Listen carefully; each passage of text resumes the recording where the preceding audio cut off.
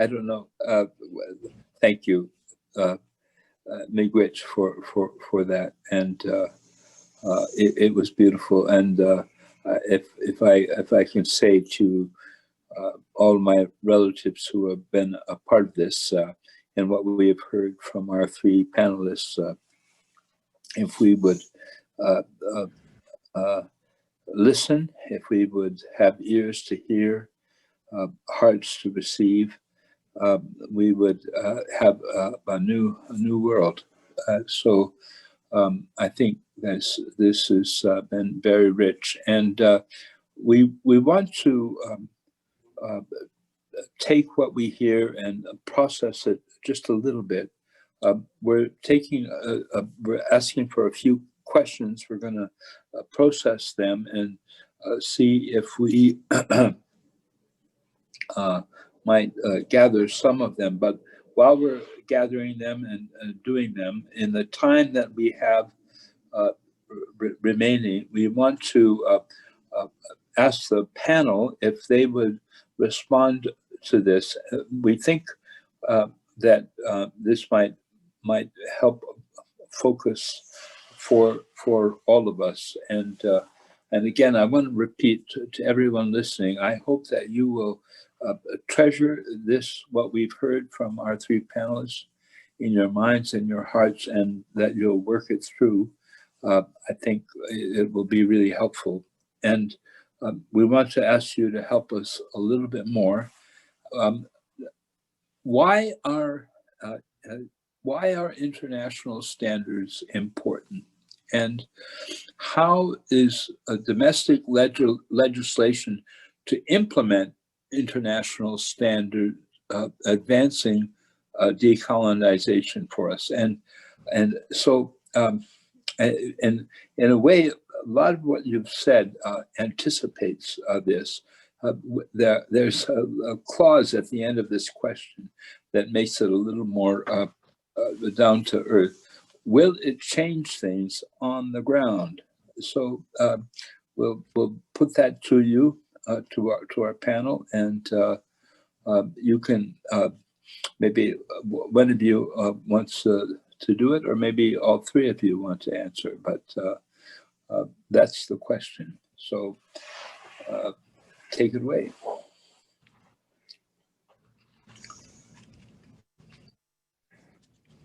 Cheryl, do you want to start? Thank you, You've Willie. done a lot of writing on this, and then I'll pitch in. Oh, thank you, Willie. And thank you for the question, Archbishop MacDonald. It's an important one.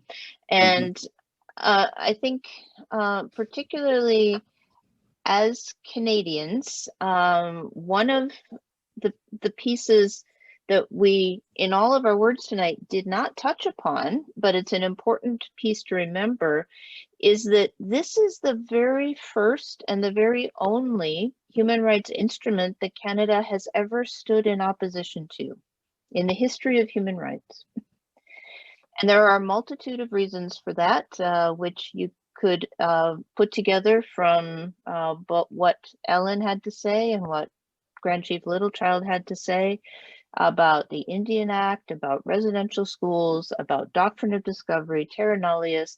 All of these pieces are still part of our legal structure, our legal system, and our political system. And so at different points in history, Canada has either accepted the declaration or resisted it, or accepted parts of it and resisted other parts. There has yet to come a point where this is fully accepted. We have a rhetorical commitment by the current government that happened at the UN Permanent Forum in 2016, and that's welcome and that's wonderful.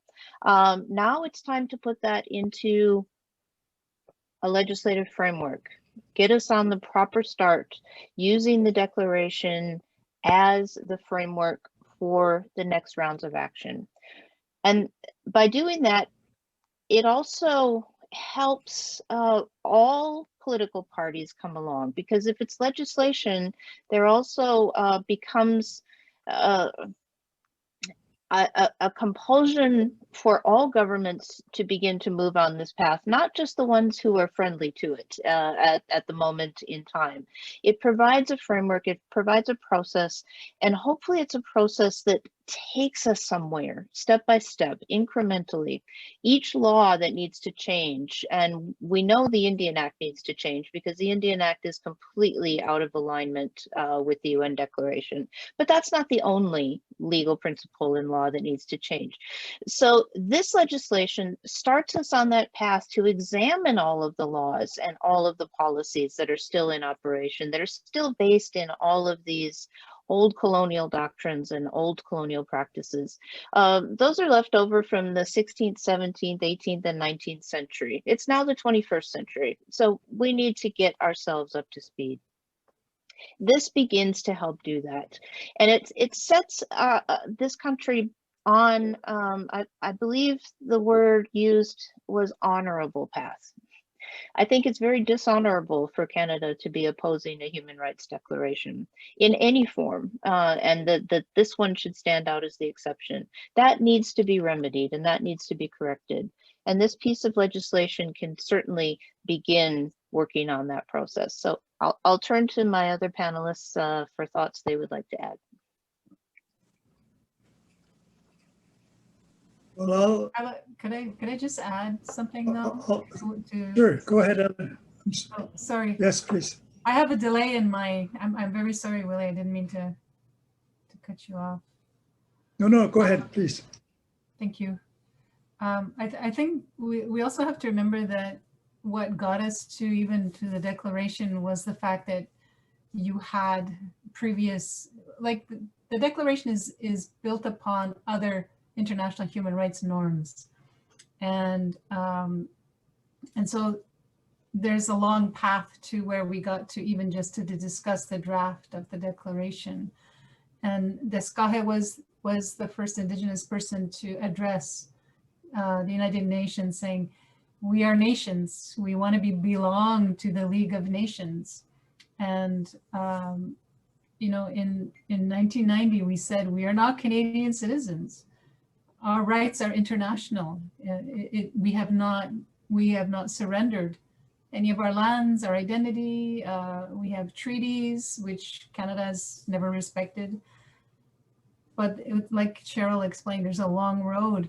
And so this declaration is comprised of all those other conventions on the rights of the child, Universal Declaration of Human Rights, socioeconomic rights. And those are things that I think Canada likes to ignore.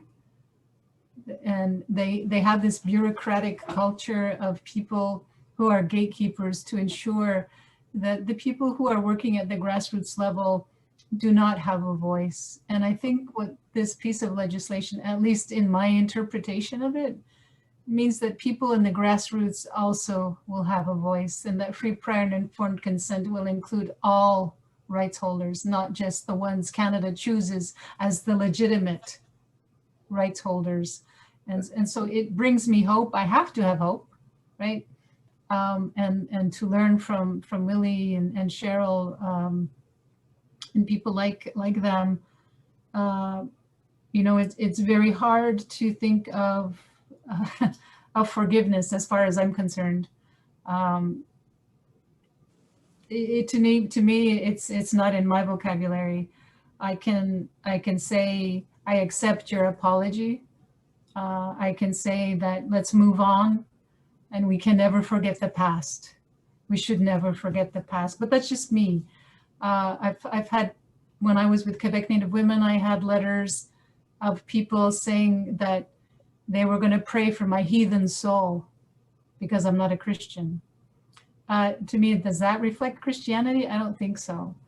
So there's so many levels, and the spiritual aspect of who we are is part of our Indigenous law. And our spirituality is dependent upon the land. It is dependent upon the health of the land, and singing those songs, and letting the you know, our relatives hear that rattle, hear that heartbeat from ours to theirs.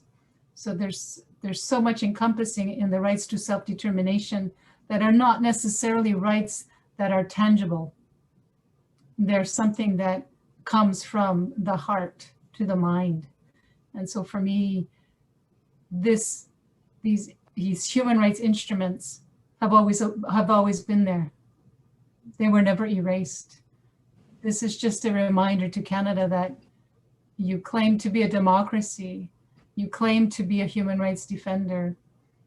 Well, now it's time to put your money where your mouth is and to honor and respect Indigenous peoples' human rights.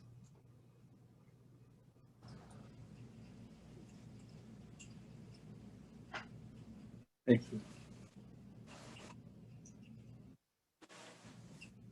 Chief Littlechild, are you going to say something for us? Yeah. No, I'll pass to the next question. I think enough has been said. We were Maybe all waiting. Just on one point, okay? On one point. Uh-huh. Okay, you asked, will this make a difference locally? Yes, yeah. And I'm an eternal optimist, I guess, but I believe it does right now make a difference locally, depending on how you interpret and how you use the declaration. When it was first adopted, my community, through our leadership and the community itself, we adopted the declaration. And we said it'll apply to our people, our own members. And we've been using it since. We use it in our agreements. We use it in our laws. And we, I think, so far, it has been very helpful at our community local level. It's not perfect, but of course, we said that at the beginning. But we use it in a positive way, and it helps us. So I think it's even going to be better going forward, because it was a huge risk for my leaders to do what they did.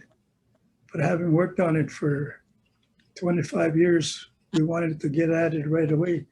We had an implementation plan, 8-step implementation plan, and we immediately went to work on it, using it, implementing it in our community. So some people don't like it, some people hate it, but two sides of the coin, I guess. We decided to use it positively and found it helpful at a very local level. Yes. Yeah. That's beautiful. That's beautiful. I want to say we had some really spectacular questions lined up for you, and by the Spirit, I think you anticipated them all, and in what you said, you got them all. You nailed them. So we didn't even have to ask them. So it was beautiful. Thank you. It was really great. And as I said, I hope everybody who listened will take what you heard to heart. I think that we will have a way of making this available to people so that those who were here can go through it again, because there was such beauty in it, and it was multifaceted beauty. So I know that people are going to want to listen to it again, and other people we hope will have an opportunity to listen and share it. So very, very, very grateful, very honored that we had an opportunity to hear this. And as a person who has at times felt lonely in the church, it's nice to hear these words in the context of the church, and also to feel hopeful about the life of the church. We are in the midst of a time when Indigenous people are struggling to implement these ideas in the life of the church, and to live in that way, to live the good walk in the context of their faith, and to live truly an Indigenous expression of their faith. And this has been a great strength to us, what we have heard and what we have felt from you. And I want to say again, there is there are very few things for the church that are more urgent than what we have before us today. And I hope that that all of the churches will understand that the honor of what we say, and the truth and the reality of what we say, and say that we believe in, the morality that we say is dear to us, is at stake in the principles that we have talked about. And I think that we have seen that clearly and articulately, and with great beauty, passion, and compassion for us and for the people of this land, and for the dear future that the great mystery has for us and in store for us, if we would but grasp it with kindness and generosity and hope. This is, it's there for us. Let us choose life. That is our task, and we have heard it clearly. Now there is nothing left for us but to do it. So thank you for all for coming. I want to close with a blessing, and then send you to a good evening. I will say it first in Ojibwe, and then we'll translate it roughly into English. When Mishnang Mayamawi Mashkavazin Gaye Shawenchigain, Gichi Manado the Benchigate, Gichi Gong Gaye Akin. Ye Miquich, when we go o Ga Eji Shawenami Young, Ga Bago Sen Migo, Sa Apana Che Shawenami Young, a Pegish Tree Menogin, when she can be Akin. A Pegish Ninawin, Simena, Wanigo, a Goyang, Memindage, the Mag Gisiag, a Pegish Kitchen 12 range of him, get into the cousin Gabe, Gishikon Gaye King, on to give so when to gay and it Kidoan, me gay in. Blessed are you, Almighty and merciful God, ruler of heaven and earth. We give you humble and earnest thanks for your overwhelming goodness. With great respect, we ask that you would continue your loving kindness to us, that your land may give us the fruits of your goodness, and that you may comfort us all, and especially those who are poor, and that your name may be made holy throughout heaven and earth. And we ask this through your merciful word. Amen. Amen. Good night, and God bless you all. Thank you so much, panelists. You're beautiful. Thank you. Yeah.